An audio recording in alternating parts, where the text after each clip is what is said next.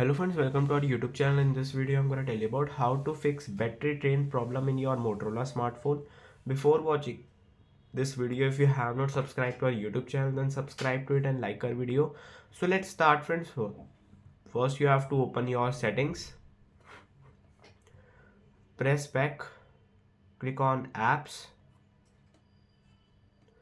Here are the apps. Click on see all apps. You have to turn off background data of all the apps like it is showing here. You can see mobile data and Wi-Fi. You have to turn off background data from here. It will not run in the background, so it will not use much battery or not drain any battery.